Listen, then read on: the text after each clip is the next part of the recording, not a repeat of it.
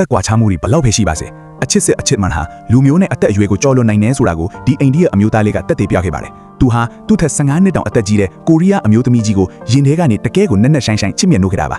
ဂျင်ဂျူရဲ့ community သူဟာကျေးလက်ဒေသတွေမှာလမ်းခင်းတဲ့အလုပ်ကျန်းသမားတူဦးဖြစ်ပါတယ်အဲ့ဒီတော့ကဂျင်ဂျူဟာရွာလေးမှာကုံစုံဆိုင်တေးသေးလေးတစ်ခုဖွင့်ထားခဲ့တာပါသူဟာလမ်းခင်းရင်းနဲ့မုံလာဝယ်ရာကနေတဆင်သူတို့နှစ်ဦးရဲ့အချစ်ဇလန်းလေးစတင်ခဲ့တာဖြစ်ပါတယ်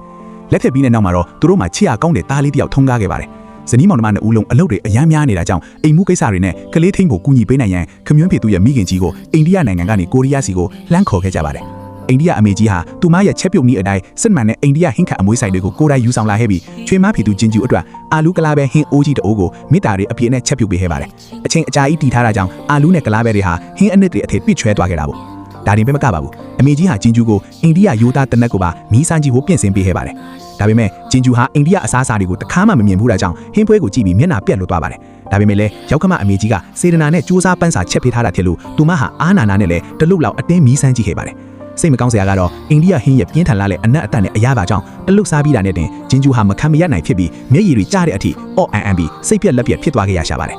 ရောက်ခမအမေကြီးခမမိမိစေတနာနဲ့ချက်ပေးတဲ့ဟင်းကိုချွေးမကဒီလိုတုံ့ပြန်လိုက်တာကြောင့်ရင်ထဲမှာအများကြီးစိတ်မကောင်းဖြစ်ပြီးနာကျင်သွားခဲ့ရပါတယ်ဒါပေမဲ့အမေကြီးဟာသူမရဲ့ခံစားချက်ကိုအပြင်ပန်းမှာလုံးဝမပြဘဲစိတ်မကောင်းခြင်းများစွာနဲ့ပဲဂျင်ဂျူအတွက်တခြားစားစရာတစ်ခုကိုတိတ်ဆိတ်တိတ်ပြန်လဲချက်ပြုတ်ပေးခဲ့ကြပါတယ်ဒီအစီအစဉ်ဟာရုပ်သံမှာထုတ်လွှင့်ပြီးသွားပြီးတဲ့အခါမှာတော့ကြီးစုတဲ့ပရိသတ်အများပြားကဂျင်ဂျူအတော်အပြင်းထန်ဝေဖန်ပြစ်တင်ခဲ့ကြပါတယ်အသက်ကြီးတဲ့ရောက်ခမကိုဒီလိုမျိုးအဝေးကြီးကနေခေါ်ပြီးအဝေးအကျွေးမပြုတ်ပဲအိမ်မှုကိစ္စတွေခိုင်းစေတာမတင်တော်ဘူးဆိုပြီးတော့စေတနာနဲ့ချက်ပေးတဲ့အမေကြီးကိုအဲ့ဒီလောက်အထိရင်နာအောင်ပေါ်ပေါ်ထင်ထင်မျက်နှာပြတ်မပြတင်ဘူးဆိုပြီးတော့ပါဝေဖန်ခဲ့ကြတာဖြစ်ပါတယ်